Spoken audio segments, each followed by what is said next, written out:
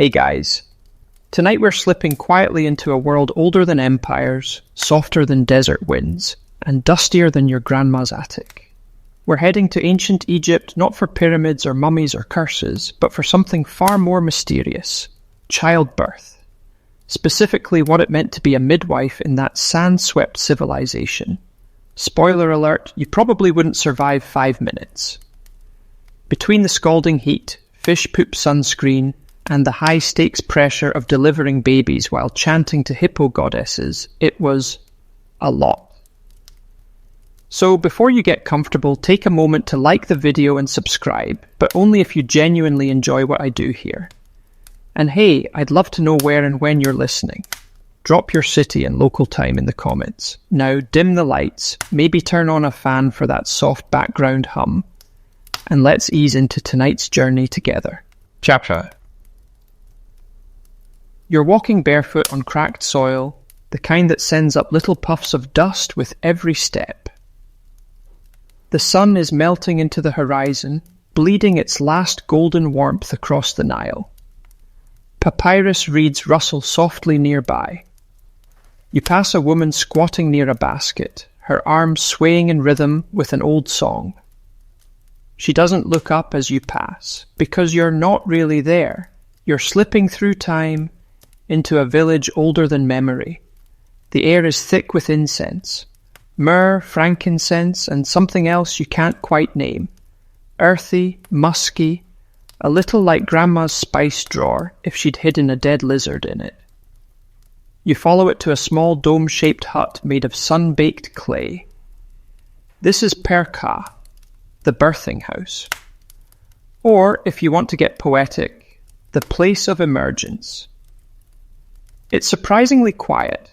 No screaming, no chaos, just a kind of sacred hush. You duck inside. It's dim and warm, with woven mats lining the floor. A low table holds a few ceramic jars, some feathers, and a polished stone knife. A midwife kneels beside a labouring woman, her hands gentle and practiced. She whispers words that sound more like lullabies than instructions. You've entered a space where women are both healers and keepers of ancient magic. And if you're thinking this sounds like a modern birthing centre with aromatherapy and gentle lighting, well, subtract the plumbing, the air conditioning, and the option to scream into a stress ball, and you'll be a bit closer to the truth. The midwife wears linen wrapped around her waist, beads at her neck, and kohl smudged around her tired eyes. Her name might be lost to time, but her hands know the dance of life and death better than any priest. She hums softly, not to the mother but to the baby, as if the child needs coaxing from the spirit world. And maybe it does. Because in ancient Egypt, birth wasn't just biology, it was spiritual theatre. Every moment was charged with meaning. The gods watched, spirits lingered, and the placenta might try to kill you. No pressure.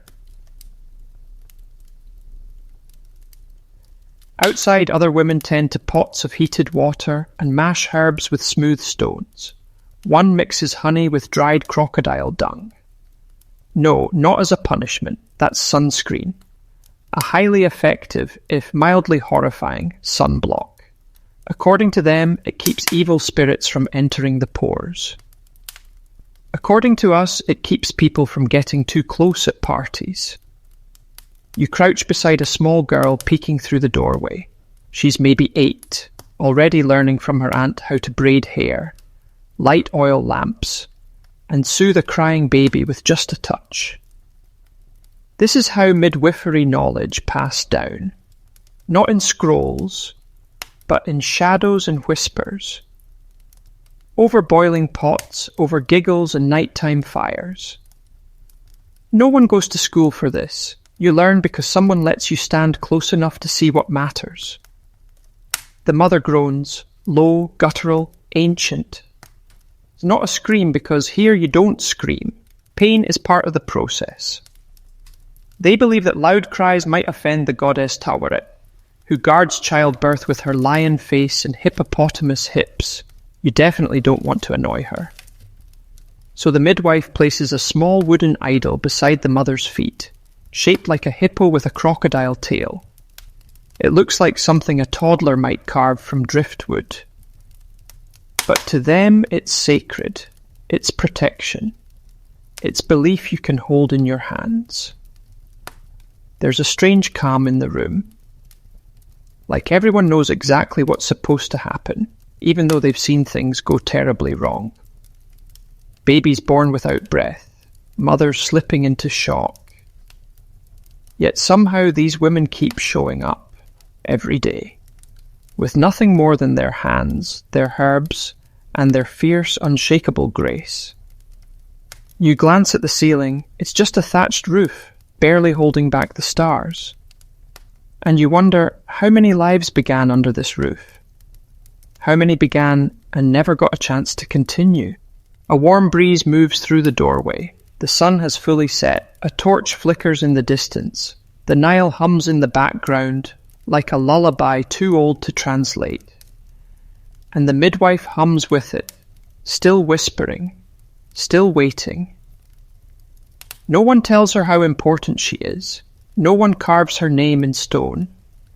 But she brings life into the world, barefoot and steady while the gods hold their breath.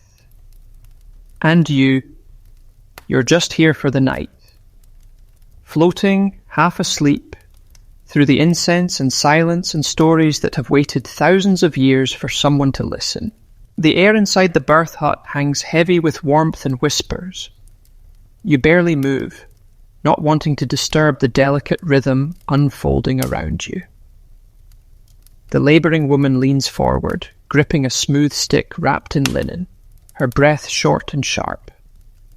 The midwife beside her adjusts a folded cloth under her knees. You realise there's no bed, no fancy reclining chair. Just earth, cloth and hands that know the pace of pain. No one rushes. That's not the Egyptian way. Birth isn't an emergency here. It's a ceremony. And every movement, every breath seems to carry the weight of centuries. You can almost hear them, the voices of thousands of women who've knelt on these same mats, gripping these same reeds, murmuring to the same gods. You step outside for a moment, letting the cool desert night wrap around you. A few goats rustle in their pen. A cat darts across your path like a shadow with a tail. Somewhere someone's pounding grain. But here beside the hut, it's quiet. Then you hear it. A whisper, no, a chant. Low and melodic, like a song half remembered from a dream. You follow it to the edge of the compound, where 3 women sit cross-legged around a fire. One cradles a bowl of glowing embers, another sprinkles something fragrant into the coals. Dried lotus petals, maybe. Or crushed myrtle. The third woman is old. So old her wrinkles have wrinkles. Her eyes are cloudy, but her voice is sharp as flint. She's reciting something, not a story exactly, but a list of names. But they're not the names of people. They're names of pain. Names of complications. Names that only a midwife would know. She's teaching. Or maybe she's remembering. Maybe both. You crouch nearby. The fire flickers across her face, and for a moment she looks timeless. You imagine her 100 years ago doing the same thing. Or 1,000. She's the village's living archive, storing knowledge the way others store grain. And then she says something strange. She speaks of the mescanet, the sacred birthing bricks. You tilt your head. Birthing bricks? Yes. Before delivery, 4 bricks were arranged in a square. The woman would squat on them, knees bent, supported by other women. The bricks symbolized the foundation of life, the physical and spiritual support needed to bring a soul into the world. Not exactly your modern delivery room setup, right? Each brick was more than just a hunk of clay. They were often painted with symbols or prayers. sometimes even engraved with images of gods. Because to give birth without invoking the divine, that would be unthinkable. You picture it now. A woman, knees trembling, perched above a stack of decorated bricks, her hands gripping the shoulders of her sisters. The air thick with incense. Someone chanting, someone crying. And in the middle of it all, a baby, slippery and new, caught by hands that know exactly what to do. Of course, these bricks weren't comfortable. There was no padding, no ergonomic design. And if you're thinking that sounds like a lower back nightmare, you'd be right. But it wasn't about comfort, it was about meaning. Because in this world, symbolism mattered more than softness. The chant continues. The old woman speaks of Taweret again, goddess of childbirth, with the body of a pregnant hippo and the teeth of a crocodile. Not exactly the image of gentle motherhood, but in Egypt the fiercest creatures were often protectors. Then she invokes another name, Bes. You shiver a little. Bes is a dwarf god with lion features and a protruding tongue. He's weird, loud, and always looks like he's photobombing a serious ceremony. But don't let that fool you. He's fierce when it counts. Egyptians believed he scared away demons and watched over women and children. His statue was often placed at the foot of the birthing area, tiny but mighty, and a little goofy, to be honest. You glance back toward the hut. The mother's moans have changed tone, lower now, more determined. The midwife emerges, wiping her hands on her apron. Her face is blank, calm, not triumphant, not worried, just focused. She walks to the fire and sits, doesn't speak for a moment, then she says, "The baby's turned, I need the knife." The old woman nods and reaches into a leather pouch. You expect metal, something sharp and gleaming. Instead it's wood, carved, polished, smooth. It looks like a toy. But this is a magical knife, not meant to cut flesh, but to cut fear. They don't use it on the body. They wave it around the birthing space, trace its shape in the air, whispering incantations as they do. It's meant to slice through the unseen, bad luck, evil spirits, shadowy curses that might sneak in while a soul is still new and vulnerable. You watch as she re-enters the hut with the knife. You don't follow. This part is sacred, hidden. You sit beside the fire, watching sparks rise like tiny prayers into the dark sky. The other women stay silent, listening. Then, faint, soft, a baby cries. No cheers, no applause, just exhaled relief, like everyone's been holding their breath since sundown. The midwife returns. Her face doesn't change. She simply says, "A girl," and the others nod. One of them begins preparing a bowl of natron and warm water. Another unwraps a tiny amulet of turquoise shaped like a lotus blossom. No birth certificates here, no photos. But already this child is part of something old, something wise, something quietly powerful. You pull your shawl tighter. The desert breeze brushes your cheek like a mother's hand. You're not just witnessing history, you're curled up in it, cradled by its rituals, rocked to sleep by its ancient humming breath. The scent of natron water lingers in the air like a soft alkaline veil. You follow the midwife back into the hut, where the mother now lies wrapped in linen, her chest rising slowly as sleep begins to pull at her.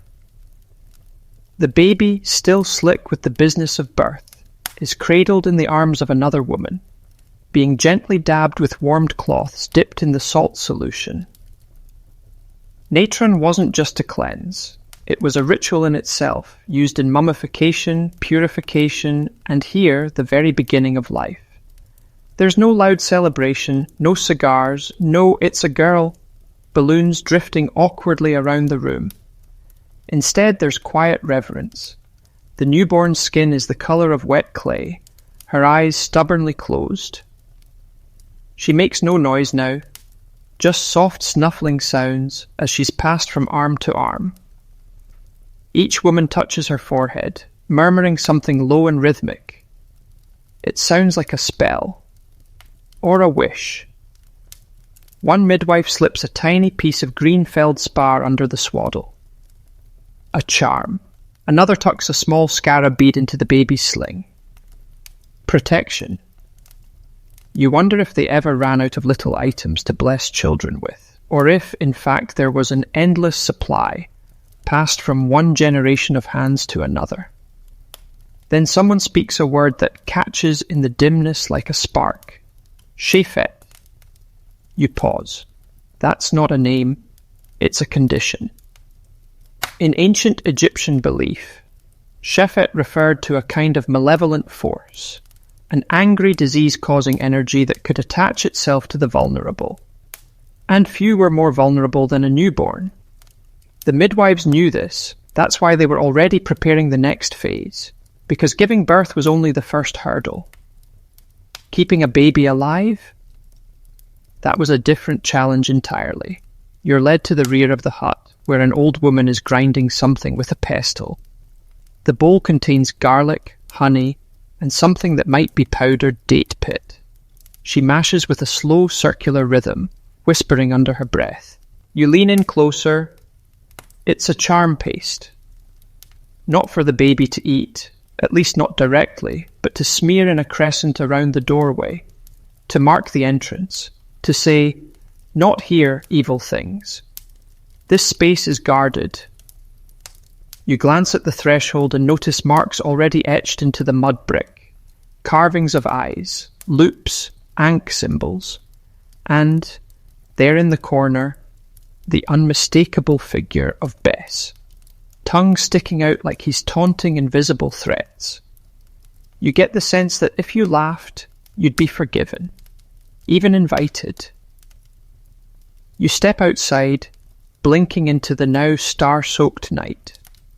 The sky is wide and ink-black, dotted with constellations the Egyptians charted long before telescopes were invented.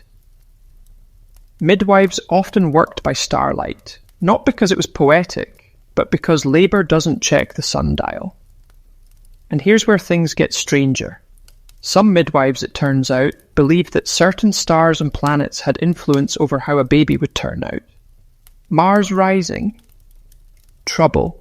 Venus in full shimmer, a child destined for beauty or mischief or both. You wonder how many babies were swaddled not just in linen but in cosmic assumptions. You follow the midwife to a small table where she places a slip of fired clay. Upon it she scratches a few symbols, date, time, some kind of glyph that looks like a sleeping crocodile. This isn't a birth certificate. It's a record for the gods, a celestial footnote in the life of a village child. She blows gently across the clay to dry the surface. You ask, quietly, what happens next. She nods toward the mother and child, now lying beside each other, both resting. Now we wait for the name, she says. You blink. Don't they already have one? But no. In this place, a child's name might not be spoken aloud for days, sometimes longer. It depended on dreams, omens, which birds landed on the roof that morning, whether a dog barked or a goat sneezed. Names, after all, were more than labels. They were protections, camouflage, and sometimes lies. Because if a demon or ill spirit came searching for a newborn soul, the family didn't want them to find the right name too easily. Some children were called unwanted or not mine for the first few weeks, not out of cruelty, but out of superstition. Kind of like naming your Wi-Fi virus detected so the neighbours don't try to steal it. The next day, a priestess or elder midwife might dream of a crocodile in a river and decide that the child would be named Sobek Neferu, something strong, something divinely inspired. Or maybe she'd dream of silence and stars and name the baby Dedi, meaning the silent one. Asasha Greatsay, But tonight there is no name, only breath, only skin on skin, only sleep slowly settling over the birth hut like a soft shroud. You settle against the wall. The clay is cool against your back. A pot nearby simmers with an herb mixture, fennel perhaps, or chamomile. Someone's left a bowl of dates, slightly shriveled in the heat. You think of all the births that must have happened like this, quiet, unrecorded, unwitnessed by history books. No pharaohs, no monuments, just mothers and babies and women who carried the world in their arms, over and over again. Outside, a jackal howls. In another context, it might be ominous. Here, it feels natural, like part of the lullaby. You feel your breath slow, your body soften. Somewhere in the dark, a baby begins to dream for the first time. And you, curled up among stories older than writing, drift right along with her. You wake, not fully, just enough to notice the pale blue-grey of pre-dawn sliding through the cracks of the birthing hut. The world hasn't quite stirred yet. The air is still thick with warmth from the fire's last breath, and the scent of herbs lingers like a half-remembered lullaby. The mother sleeps, her arm draped protectively over the newborn. Both are swaddled in linen, their chests rising in a peaceful, shared rhythm. A soft cooing comes from the infant, like a dove hidden in the rushes. You think of all the dangers that lay beyond the walls, the sun, the spirits, the illnesses that don't yet have names. But for now they're safe. Wrapped in ritual, watched over by midwives and gods alike. A young girl peeks in through the doorway. You've seen her before, always just at the edge of things, observing. Today she's carrying a small clay pot. She's barefoot, and the soles of her feet are already darkened by dust. She approaches the oldest midwife, who nods slowly and takes the pot from her hands. This is the morning cleansing, the ritual after-birth wash. The pot contains water mixed with natron and a few drops of perfumed oil, possibly cedarwood or sweet rush. The midwife dips her fingers in and flicks the mixture lightly over the infant, then over herself, then over the corners of the hut. You watch closely. There's a rhythm to it, a pattern so practiced it's almost like muscle memory. This is not just about cleaning. This is boundary setting. An invisible perimeter against the invisible world. Then comes a tiny bowl with an even tinier spoon. Inside is a mash of dates, ground barley, and a drop of goat's milk. The first food offering. It won't be eaten yet, not until the baby suckles properly, but it's placed near the child's feet as a gesture of gratitude. Some say it was meant for Hathor, goddess of motherhood. Others believe it's for the baby's Ka, the vital spirit that stays nearby, watching, learning, hovering just outside the body in those first fragile days. You're handed a small linen square soaked in something cool and fragrant. The midwife motions for you to press it to your forehead. You hesitate, then comply. Instantly your senses tingle. Mint, lotus root. Whatever it is, it clears your mind like a breeze through an open temple. And that's when you notice it, the birthing stool. It sits in the corner now, no longer in use but radiating a quiet presence. You hadn't really looked at it before. It's made of mud brick and plaster, shaped into a squat U with 2 low steps. It looks deeply uncomfortable. But it was essential. The birthing stool allowed the woman to squat, knees bent, feet flat, using gravity to assist in delivery. Midwives believed this position aligned the womb properly. And more interestingly, it mirrored the divine posture of birth as depicted in temple reliefs and papyrus scrolls. Even the gods, it seems, gave birth squatting. And those bricks, sometimes they bore symbols carved into them. Ankhs for life, falcons for protection, cobras for fierceness. Some even had images of Meskenet, the goddess of childbirth herself, shown breathing the K into a newborn with what looks suspiciously like a bendy straw made of air. You smile a little. The imagery is odd, almost cartoonish, but to them it was sacred truth. A cat slinks in through the doorway and curls at the foot of the sleeping mother. No one moves it. Cats were holy after all, believed to absorb harmful energies, especially during childbirth. Some families even adopted a kitten at the same time a baby was born, letting their fates grow side by side. It was said that if the cat died, the baby would soon follow. You're not sure how statistically accurate that was. But in a world where antibiotics didn't exist and spirits got blamed for fevers, people clung to patterns like life rafts. And who could blame them? Outside, the village is waking up. The sharp smell of baking bread drifts in from a nearby oven. A rooster lets out a confused, raspy crow. A group of women are already gathered at the well, talking softly, their voices rising and falling like waves lapping at the edge of consciousness. The midwife gathers her satchel. She moves with the slow purpose of someone who's done this 100 times, maybe 1,000. Inside her bag are folded linens, a few copper pins, dried herbs wrapped in waxed cloth, and a long flat comb made from bone. You ask her how long she's been doing this. She smiles but doesn't answer. Instead, she presses a warm palm to your cheek and says, "Longer than the Nile has stayed in its course." You're not entirely sure whether that's literal or just poetic flair, but either way you accept it. She tells you gently that birth is a crack in the world, a small moment when the barrier between life and death, between spirit and body, becomes soft. That's why we sing, she adds, so nothing unwanted slips through.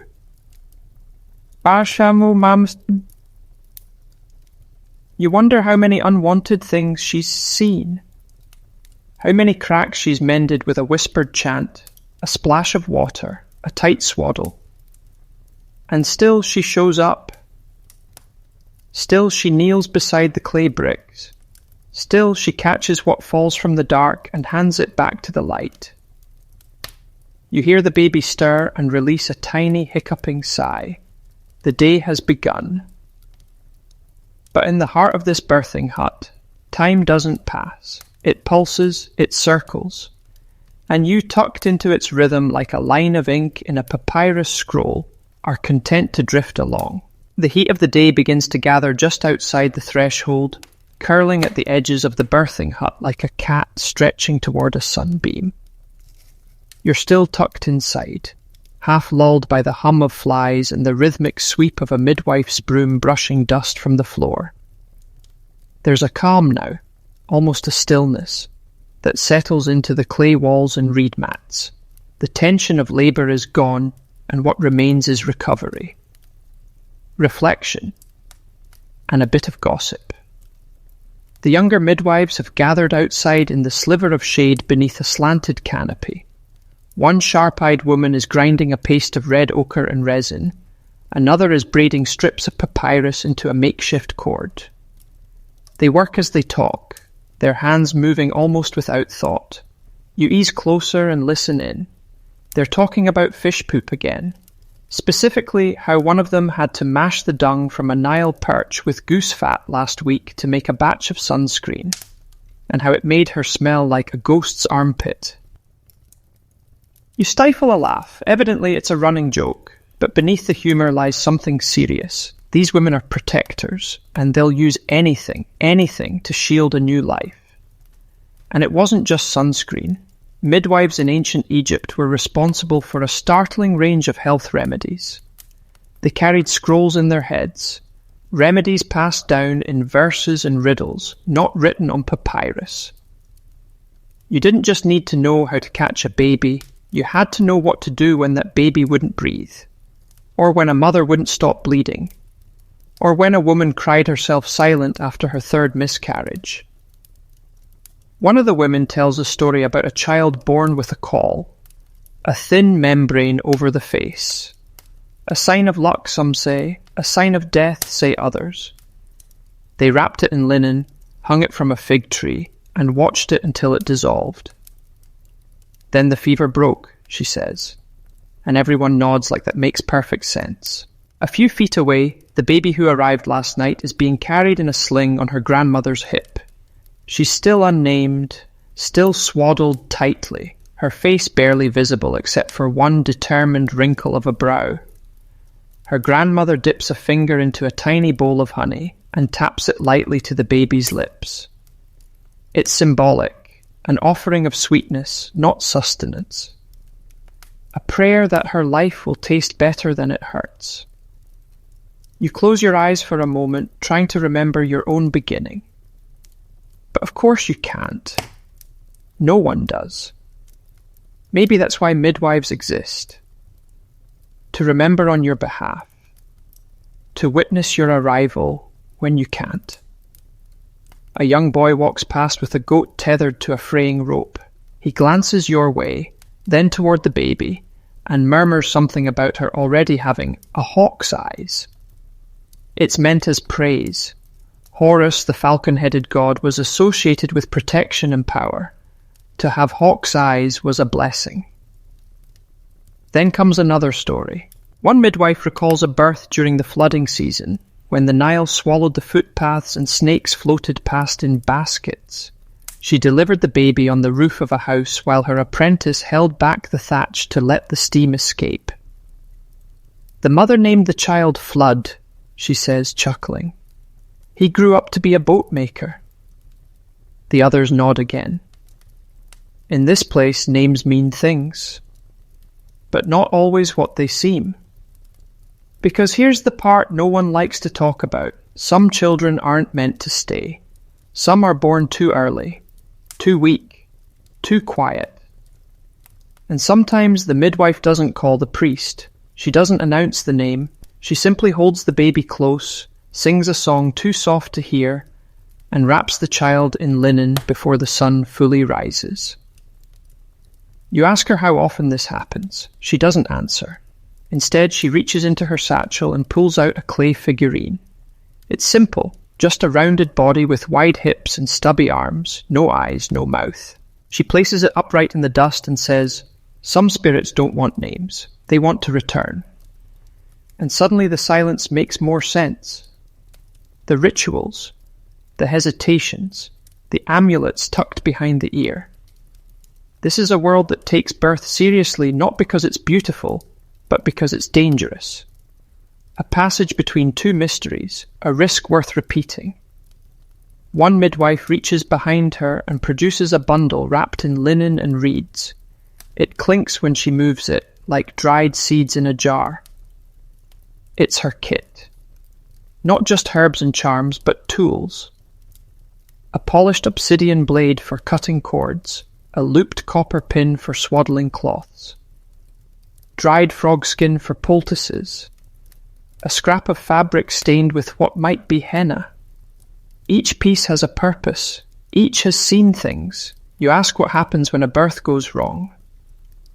She exhales slowly. We remember, and we try again. Simple, direct, heavy. You lie back on a woven mat and watch the sunlight crawl up the wall like a golden snake. Someone hands you a cup of something cool. Water with crushed mint maybe, or just a trick of memory. Your limbs grow heavy. The hum of insects outside becomes a lullaby. And as you drift, you remember what one of the women whispered earlier. Not all stories begin in books. Some begin in blood, and some begin here. You let that thought settle beside you like a warm blanket. The day stretches on, the baby sleeps, and the midwives wait for the next knock on the door. By mid-morning, the village is vibrating with heat. The sun doesn't just shine here, it presses. It settles into bones and stretches across rooftops like a lion napping on stone. You step carefully between puddles of shadow, moving alongside the midwives as they gather for a different kind of ritual. This one isn't for the baby, it's for the placenta. Yes, the placenta. That forgotten companion of birth, often disposed of quietly in modern hospitals. But here, it's honoured, watched, even feared a little. The midwife with the long braid carries it now, wrapped in linen and placed carefully inside a low basket lined with leaves. It doesn't smell, not yet, though the day is warm enough that time is ticking. You follow as she makes her way toward the edge of the village, where the land dips toward the river. The Nile is wide here, patient, ancient, and somehow always watching. Other women join the procession, murmuring softly, their heads bowed, not in grief exactly, but in recognition. The placenta, after all, is not just discarded tissue. It was the child's twin in the womb, its guardian, its tether to nourishment and breath. And now, having done its duty, it must be returned. You reach the riverbank, where a shallow cove glistens under reeds. The women stop and begin to prepare a small raft of bundled papyrus. It's barely the size of a dinner plate, yet sturdy enough for what it must carry. A few drops of honey are smeared onto the raft, a gesture of sweetness for the river gods. One woman crushes dried blue lotus and sprinkles it over the linen-wrapped parcel. Another murmurs the names of the protective deities, Taweret, Bes, Hathor, Meskenet, each one thanked, each one invoked to guard the baby's future. You'd expect a priest, maybe a chant in formal tone, but no. This is women's magic, quiet, practical, steeped in dust and salt and certainty. These rites don't come from temples, they come from kitchens, fire pits, whispered warnings and remembered dreams. When the raft is placed on the water, everyone steps back. The current accepts it. Gently, no drama. It drifts just enough to show it has moved on. There's a belief, still argued about by historians, that returning the placenta to the Nile helped ensure the child's health. Some said it allowed the soul to remain balanced. Others whispered that the placenta itself was a kind of anchor, and if mistreated, it might call the child back too soon. Some scrolls even mention midwives keeping parts of the placenta for herbal remedies. Others hint at darker uses, charms to invoke fertility, or curses to induce miscarriage in rivals. But those are tales best left to gossip and shadow. No one brings them up now. You sit on a stone and watch the women gather reeds to weave another basket. Not all births are so ceremonious, you're told. Sometimes they happen on the floor of a mill, or by the side of a road, or in a rush of blood in a narrow alley. But even then they try somehow to honour the ending of the placenta's service. One woman, older and quieter than the rest, tells you about a time when the river was too high and fast to approach. They buried the placenta under a fig tree instead. The child grew strong, she says, but always looked toward the water. You ask if that means anything. She shrugs. It means maybe we're all just roots and river and longing. You nod, as if that makes sense. It sort of does. The group begins to return to the village. Not rushed, not slow, just moving in that same rhythm everything moves here. The kind of rhythm that isn't measured in minutes, but in seasons. Floods, births, losses. On the way back, you pass a house with painted walls. Faded red ochre images of mothers and infants. Falcons perched above them, ankhs in their hands. You ask about it, and a midwife tells you that the family once had 7 children born in 7 years.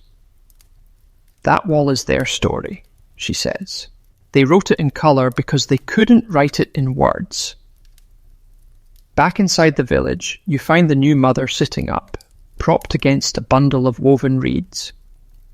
Her eyes are tired but clear. She holds her baby still unnamed against her chest. You notice her tracing a spiral pattern onto the child's back with one fingertip. Over and over. You ask what it means. Spirals are for staying, she says, for rooting. She doesn't elaborate, and you don't need her to. One of the midwives brings a bowl of warm mash, barley, lentils, a dash of pomegranate juice, and gently lifts a spoon to the mother's lips. It's her first food since giving birth. No feast, no celebration, just sustenance. The body re-entering the cycle of survival. Outside, children are running now, chasing a chicken with impressive determination. A boy falls in the dust and laughs. Somewhere a dog barks at the sun. The world is continuing, unbothered by the miracle tucked inside a clay hut. But you know it's there. You know what it cost. And as you settle near the doorway, the last of the placenta's raft disappearing into the reeds, you understand something you hadn't before. In this place, birth is not just a beginning. It's a negotiation with gods, with the earth, with the body itself. And it's the midwives who broker the deal. The afternoon heat descends like a heavy wool blanket pulled over the village. It hushes the wind, stills the trees, and sends even the goats into shaded silence.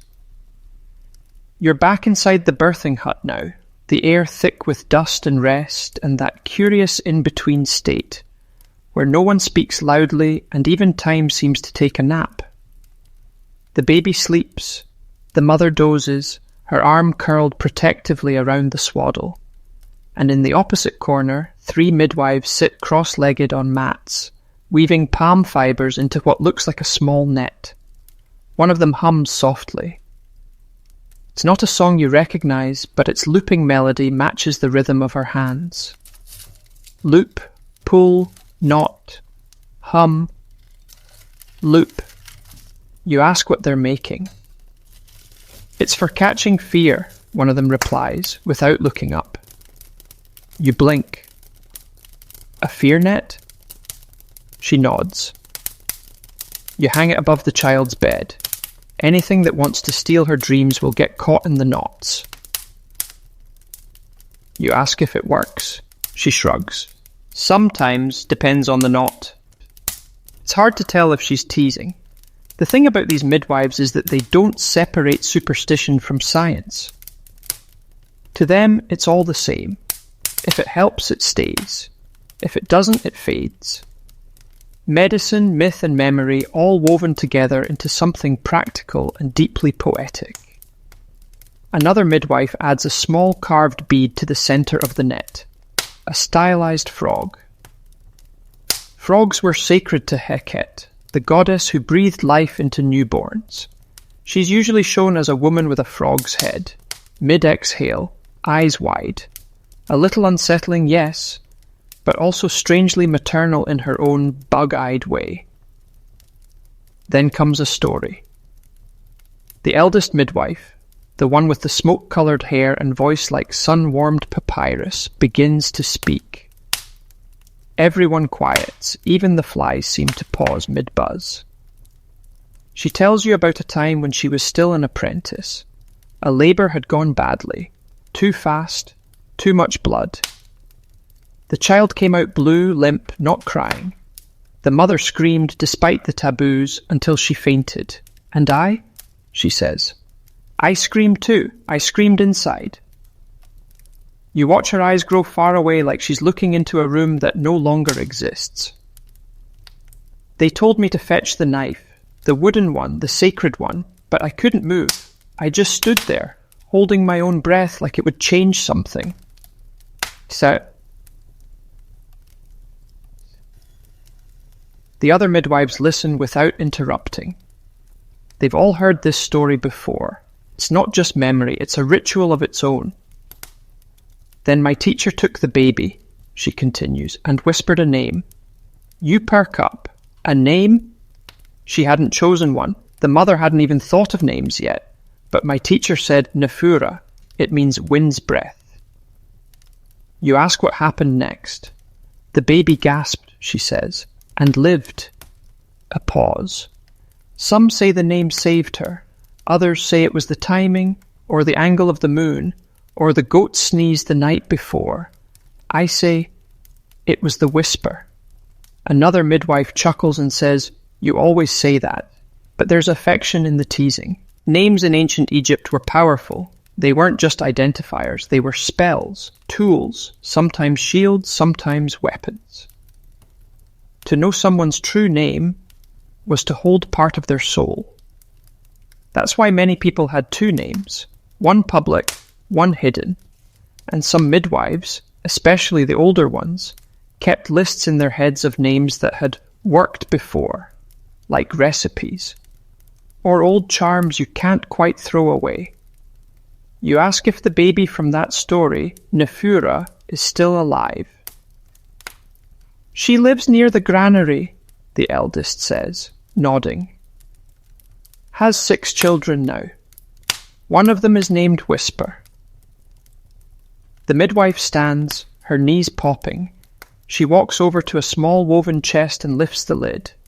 Inside are dozens of little bundles wrapped in faded cloth. She unwraps one to show you. A tooth, strung on flax thread. Another is a small folded scrap of linen with red ochre markings. Another is a dried beetle shell. These are leftovers, she says. Bits of protection that weren't needed or that broke before they were used. I keep them. They remember for me. You wonder if she ever adds new ones. She doesn't answer directly, just tucks the bundles back in, folds the lid closed. From outside, a rooster crows 3 times. The other women stir. One begins slicing fig bread into slivers. Another pours water into clay cups, balancing them on a wide tray. The mother, now fully awake, sits up and stretches. Her baby roots sleepily at her breast. She adjusts the cloth and settles the child close. Then, without ceremony, without anyone prompting her, she says a word. It's soft, short, breath-wrapped. Everyone pauses.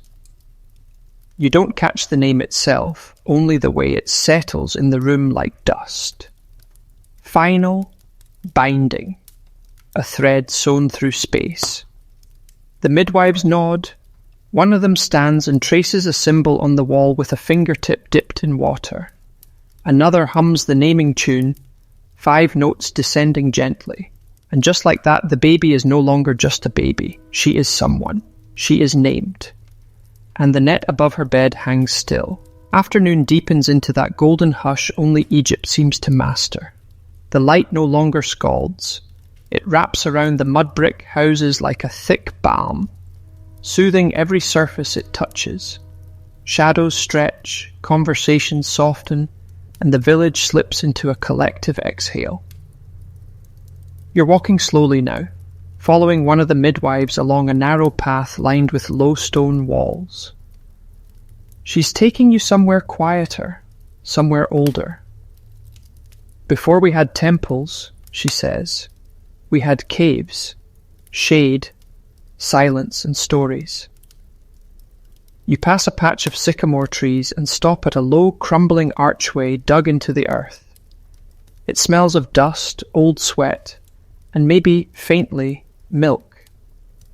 The walls are etched with drawings, women squatting, hands outstretched, circles around stars, spirals again, always spirals. This is the midwife's place, not for birthing, but for remembering. Inside, bundles of cloth are stacked in clay niches. Each one contains fragments of lives begun and sometimes lost. A scrap of a child's tunic, a broken bead, the first curl of hair wrapped in linen. The room isn't sad, it's reverent. Even the air moves more carefully in here. The midwife explains that when a child dies, or even nearly dies, something is left behind. Not buried, not burned. Preserved. The logic is spiritual, circular, deeply Egyptian. These are not graves, she tells you. They're promises. We keep the things so the soul knows it's remembered.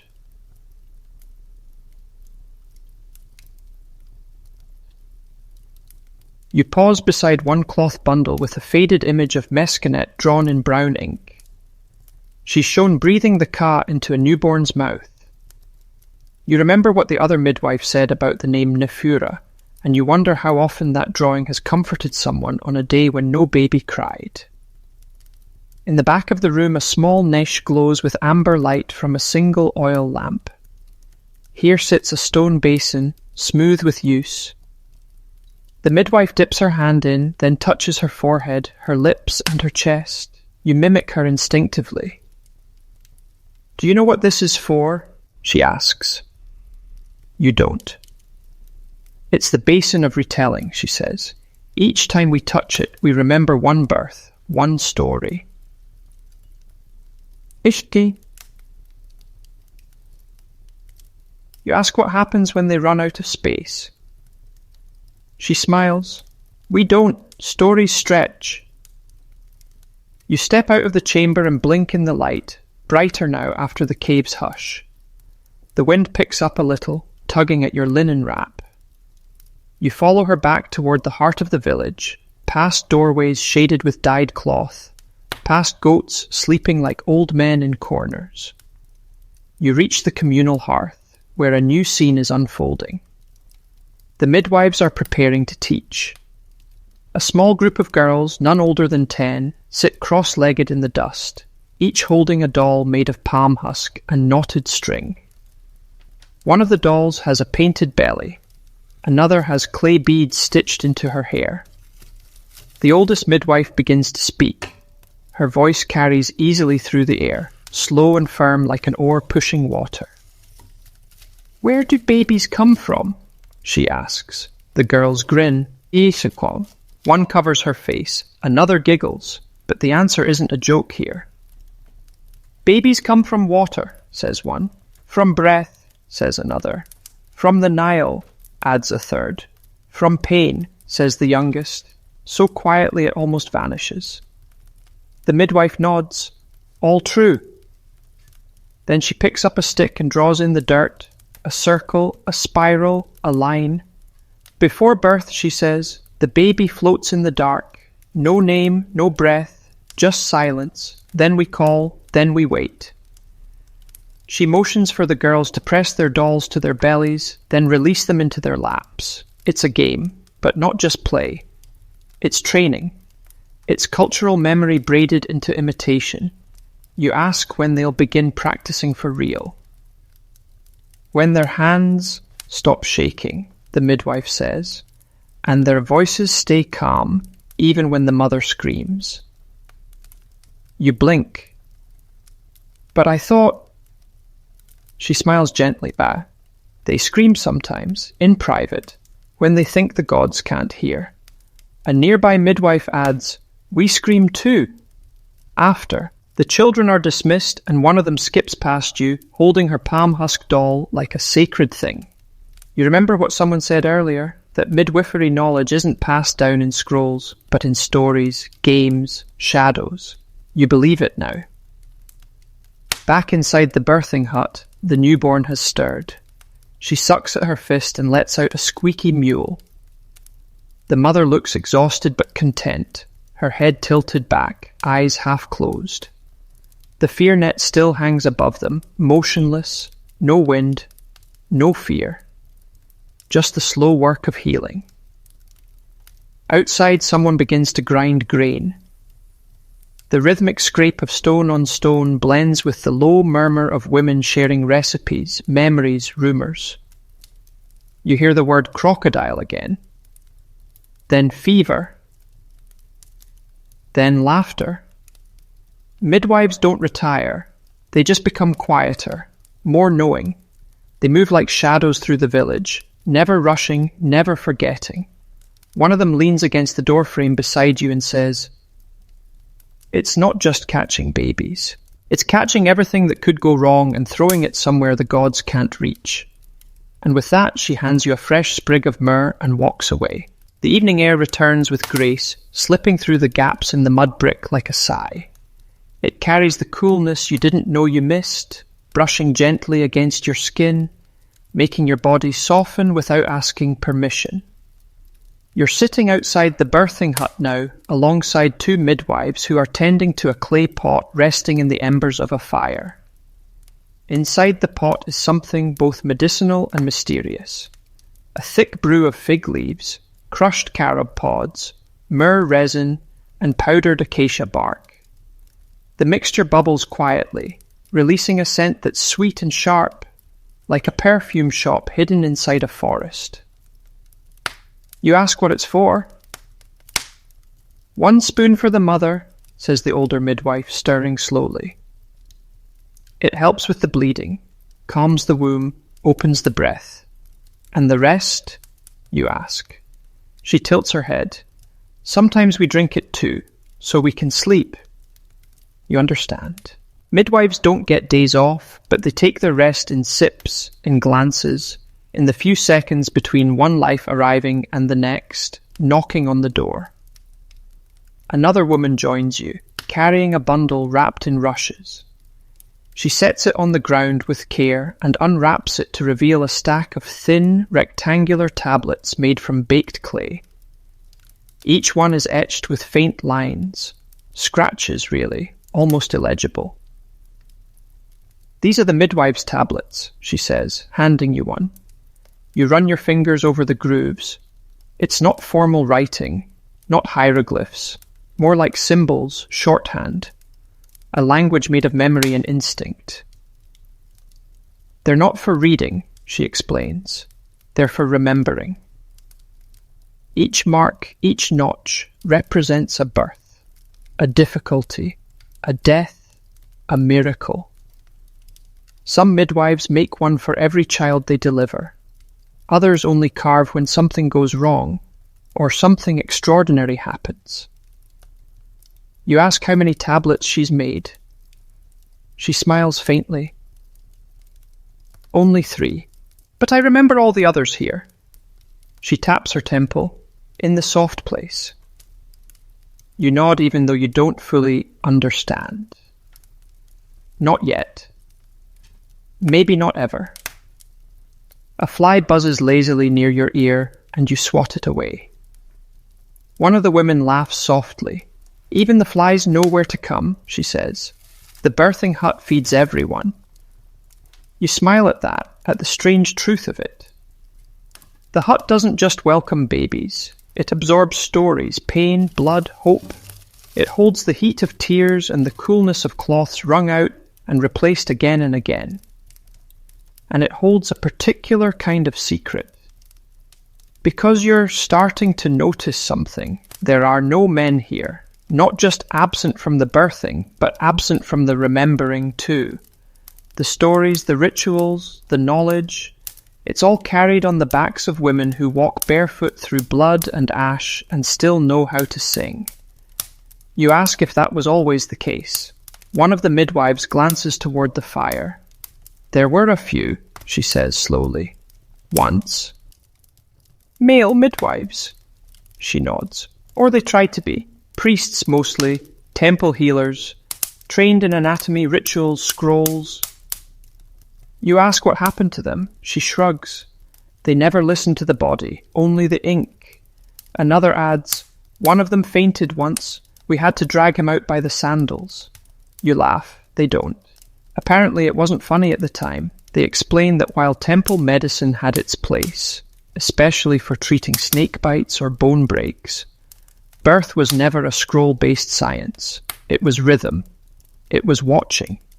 It was intuition sharpened by failure and kept sharp by love. Still, sometimes the priest tried to interfere. One midwife tells of a case where a man insisted on purifying the mother with incense and chanting during labour. The child was born too quickly. The mother bled. The chanting continued, but nothing changed. We sang louder, she says. She lived. You realise then how fierce these women are. Not fierce like warriors. Fierce like trees that grow sideways into the wind and keep growing anyway. Fierce like the moon. Quiet, constant, unavoidable. And just when you're beginning to think you've heard every story, one more slips out. It's about a woman who gave birth to twins. One lived, one didn't. The midwife who caught them was only 14. She had no bulla root, no dried mandrake, no magical knife, just hands and fear, and a song her grandmother had taught her for calming sheep. She sang that song, says the storyteller, until the living twin opened his eyes. She finishes the tale with a soft hum. It's not the sheep song, but it's something close. You don't recognize the tune, but your breath slows. Your shoulders ease. Even your thoughts begin to stretch out like cats in the sun. You lie back against a folded mat, the clay still warm beneath your shoulder blades. The fire has settled into a slow pulse, orange and quiet. The tablets are stacked again, covered in cloth, and the brew for the mother simmers with the patience of someone who has seen more than you ever will. The midwives say nothing for a long time, neither do you. There is power in this silence, because in this silence 1,000 babies have taken their first breath, and not all of them were expected, not all of them were welcomed, but everyone was caught. By these hands, by these women, by this hut. The stars begin to take their places, one by one, like tiny gods climbing back onto their night thrones. You're lying outside now, belly to the earth, eyes to the sky, watching as the constellations slowly emerge through the veil of dusk. The sky here doesn't hurry. It peels back gently, as if reluctant to disturb the stories sleeping beneath it. Beside you, a midwife points upward with her walking stick, tracing invisible lines through the air. There, she says, that's Sopdet. She brings the Nile. You squint. The star twinkles, bright, determined. Sopdet is what we now call Sirius, the dog star. In ancient Egypt, her rising marked the beginning of the inundation, the flooding of the Nile that brought life to the dry soil. For the people here, she didn't just shine, she spoke. She promised renewal, and midwives listened. They believed that births aligned with Sopdet's return were blessed, that children born beneath her shimmer were touched by longevity, clarity, and the ability to see beyond what others miss. She was rising, the midwife says softly, when my first was born, and when my last one died. The quiet that follows is not sad, it's full, reverent, like someone just folded a name into the wind. You sit up and follow her gaze across the heavens. Other stars flicker into view. Orion's belt, called Sah by the ancient Egyptians, symbol of Osiris. The Great Bear, Arctos, used more for myth than direction. And far off the tiny sparks that made up the scorpion's tail. Each of them has watched a birth, she tells you, and a death, and another birth. You ask how they used to chart labour by the stars. She laughs. Oh, poorly, but we tried. She explains how women would sometimes labour in the open courtyard, beneath the stars, believing their alignment could ease pain, open passageways, soften contractions. One scroll fragment she remembers mentions that a birth during the full moon was easier, but only if the baby came feet first. Another claimed that girls arrived when the moon was in its second quarter and cats were restless. Accurate? She shrugs. No, but comforting always. And comfort matters. You think about it, how strange and intimate to labour under the open sky, exposed and vulnerable, yet cradled by constellations. A cosmic birthing chamber, lit by patterns older than language. One of the younger midwives joins you, holding a clay bowl filled with something thick and dark. Blood pudding, she explains, but not for eating. Kamasa. She dips her fingers in and begins marking the doorway of the hut with streaks, one horizontal, one vertical, then a swirl. You ask what it's for. To remind the spirits, she says, that this house has already been visited. You blink. Visited by what? She smiles. By new life, and where life has just entered, death has no invitation. You shiver a little. not from fear, but from the depth of it. The logic is old, older than temples. You get the sense that even if no one believed it anymore, they'd still do it, just in case. And it isn't only the doorway that receives such attention. She paints a small spiral on the baby's foot, then another behind the mother's ear. "This is not for protection," she says. "This is so the baby can find her way back if she gets lost in dreams." You wonder if anyone's ever tested that. Probably not. But somehow you don't doubt it works. As the night deepens, the village quiets. Fires are reduced to embers, animals lie still in the shadows, and voices become scarce. The birthing hut is dark now, save for one flickering oil lamp that casts long, waving shadows across the walls. You stand at the threshold and look inside. The mother and child are curled together like a comma in a story still being written. The net of knotted fibre above them sways just slightly in the night breeze. The amulet of Bess hangs from a peg nearby, his tongue frozen mid-taunt. You step back. The sky stretches endlessly above you, and for a moment you feel small, not in a lonely way, but in the way a stone feels in the hand of the earth. The midwives sit in a circle now. No one speaks. One holds a lyre, another braids a cord without purpose. They're not waiting for anything. They're resting in the quiet after a storm no one else saw. You ask if all births are this peaceful. They exchange glances. "No," one says simply, "but we try to end them this way." You understand, there are midwives who've never lost a child, and midwives who've lost count. There are stories they won't tell, names they've buried in dust, songs they only sing in sleep. But when it's quiet like this, when the stars are just right and the night holds its breath, they sit and let the silence stretch long enough to carry the weight of everything they remember. And in that silence, they are not just catchers of children. They are guardians of the in-between. The night has fully settled, as if someone laid a velvet cloth over the land and stitched stars into it by hand.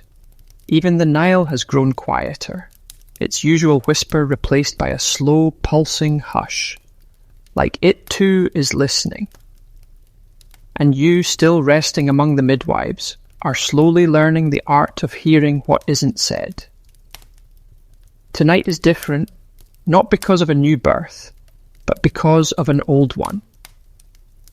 The women begin to rise, one by one, gathering near the edge of the village where 3 flat stones lie in a line beside a tamarisk tree.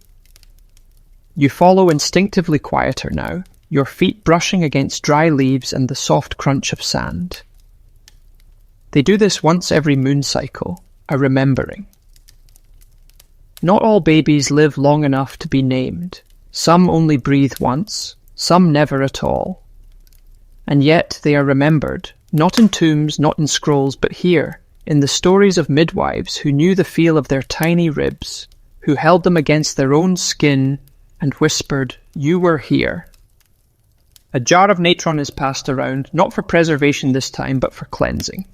One by one the women dip their hands in and touch the stones, an unspoken act of grief and gratitude mixed in equal measure. You sit with them. Someone hums a lullaby, not one you've heard before. It has no clear words, only soft vowels rising and falling like a breath that doesn't want to end. It's not mournful, it's tender. The kind of sound you'd want to be surrounded by in your final moments, or in your very first. You ask what this ritual is called. One of the women replies, "We call it the second swaddle." She explains that every life, no matter how brief, deserves to be wrapped in something soft, even if it's just memory. You feel your throat tighten. There's something reverent in how ordinary this is to them.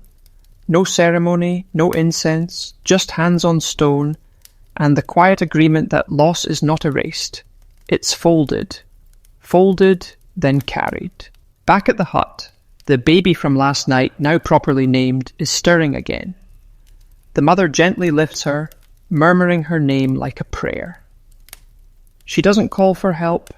She doesn't flinch.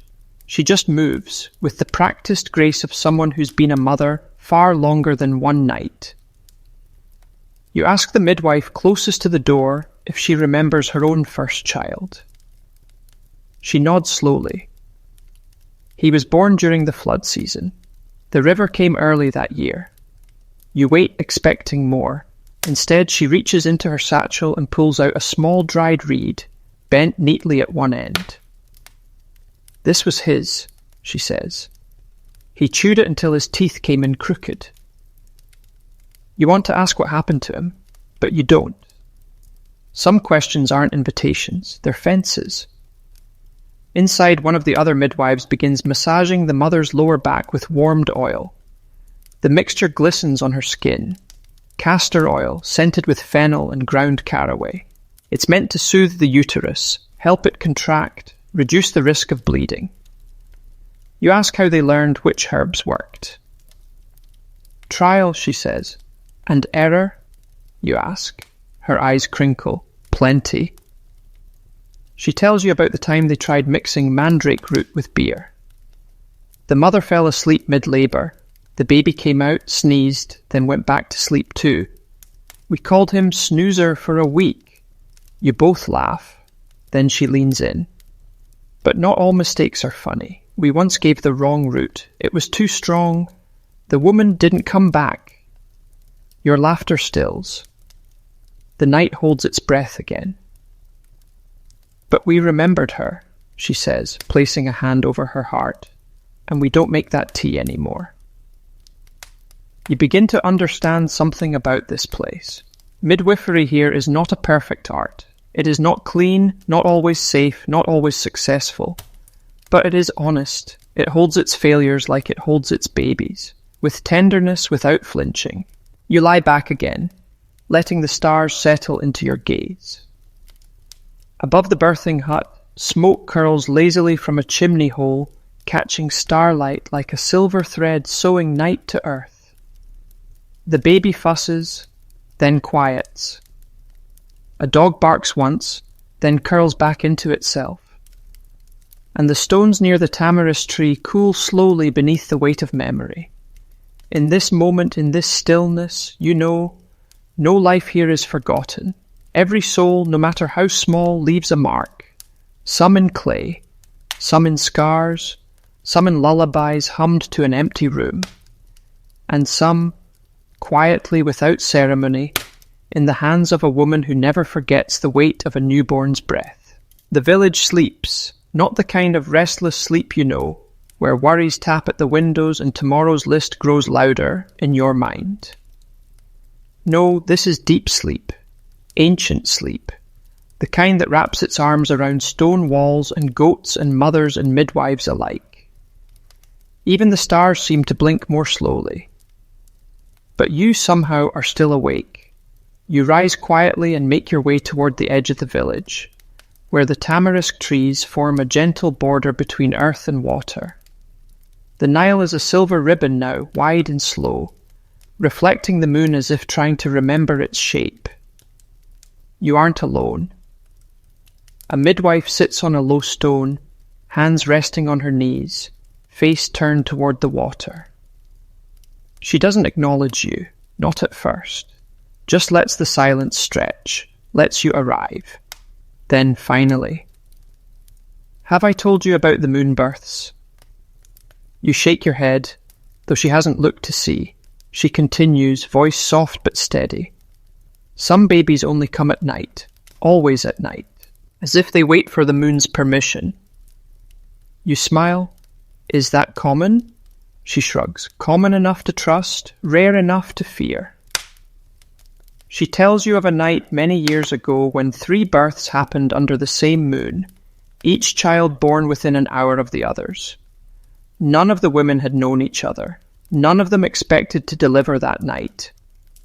But there they were, sweating under the stars, groaning into the darkness, while the midwives moved between huts like owls with braided hair and bloody aprons. All 3 babies lived. All 3 were girls. All 3, she says, grew up with birthmarks shaped like crescents behind their left ears. You raise your eyebrows. She smiles faintly. Coincidence probably, but try telling that to their mothers.